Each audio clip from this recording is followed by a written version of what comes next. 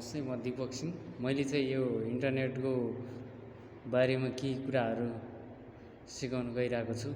Outdoor networking कसरी गरिन्छ, कहाँदेखि कहाँसम्म के गर्दा कसरी लस हुन्छ अप्टिकल पावरहरू, र कसरी हामीले त्यसको म्यानेज गर्न सकिन्छ, कसरी कति डिबी लस हुन्छ भनेर बताउन गइरहेको छु।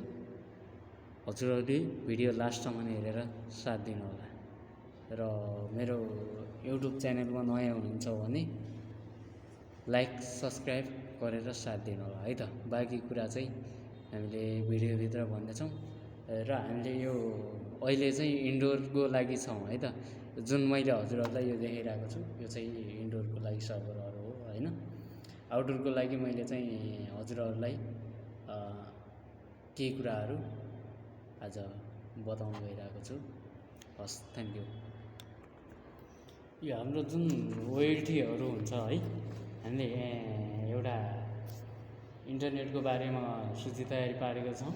यो हामीले ओएलटी बनायौँ।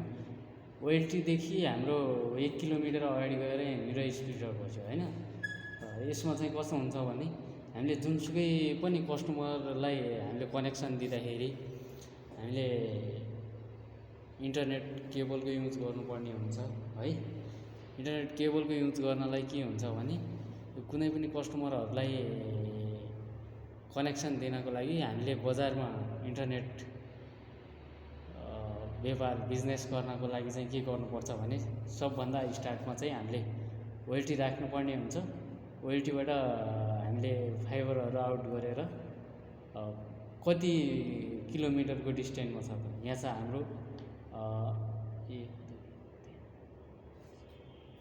भनेपछि यहाँ हाम्रो चाहिँ अहिले 4 किलोमिटरको डिस्टेन्समा चाहिँ हाम्रो कस्टमरको घर छ है। हामीले 4 किलोमिटर फाइबरहरू विस्तार गर्नुपर्ने भएको छ।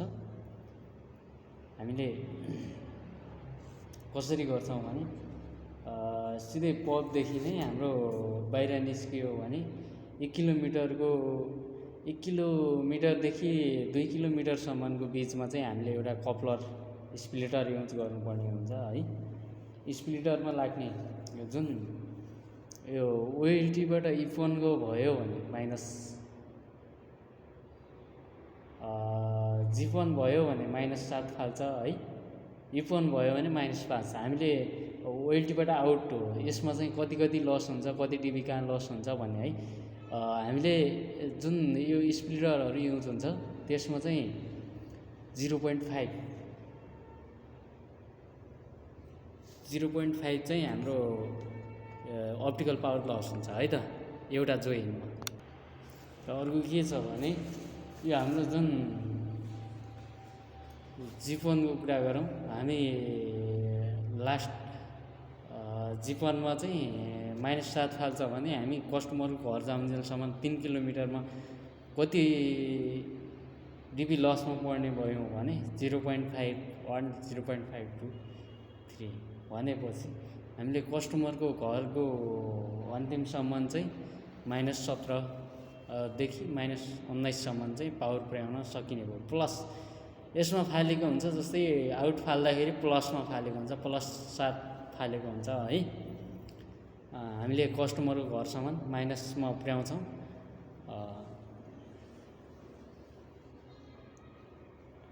र यो जुन इपन ओएलटी हुन्छ यसबाट 64 जना कस्टमर चलाउन मिल्छ भने जिपन ओएलटीबाट चाहिँ 128 जना चलाउन मिल्छ है।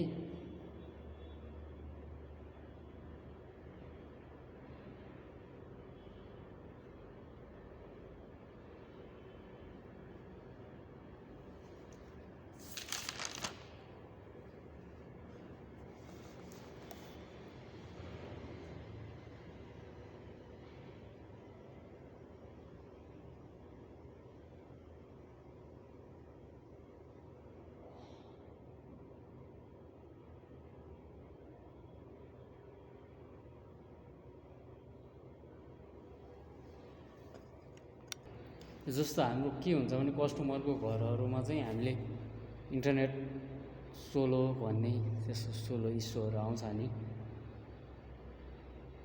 टोटल कस्टमर 64 जना चलायो भने 1 जिबी बराबरको 1 GB मा 1024 MB हुन्छ भने मल्टिपल पावर हुन्छ। होम साइड भन्नाले क्लाइन्ट साइड चाहिँ 1984 पुग्छ है त। यो 38 Mbps पुग्छ। जस्तो हामीले 150, 200, 150, 80 भनेर जुन कस्टमरलाई विस्तारित गर्छौँ र त्यो 180, 200 पुग्दैन, हामीले 38 Mbps मात्र हो है त। त्यसमा युज हुने भनेको 38 Mbps वान कस्टमर बराबर है त।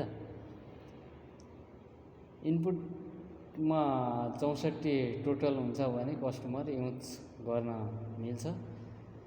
जिफोन ओएलटीमा 128 कस्टमर युज गर्न मिल्छ।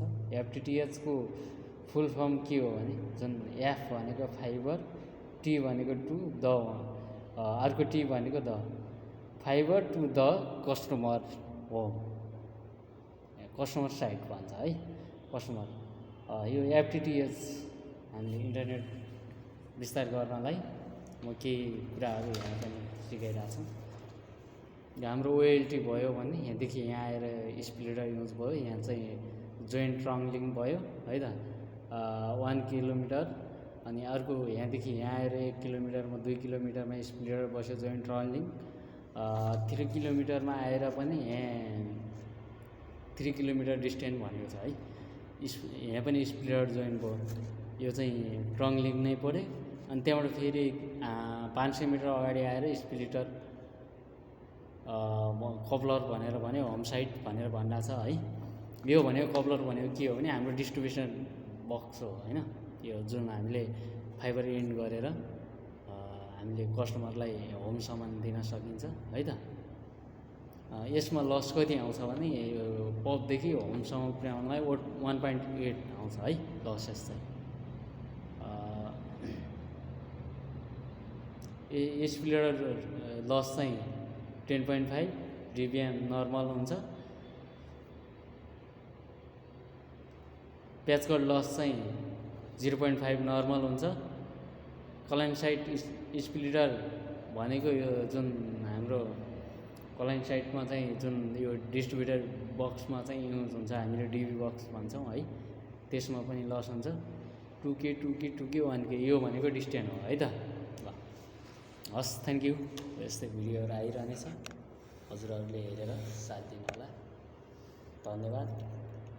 च्यानलमा नयाँ हुनुहुन्छ भने लाइक सब्सक्राइब गरेर साथ दिनु होला। हस्, थ्याङ्क यू।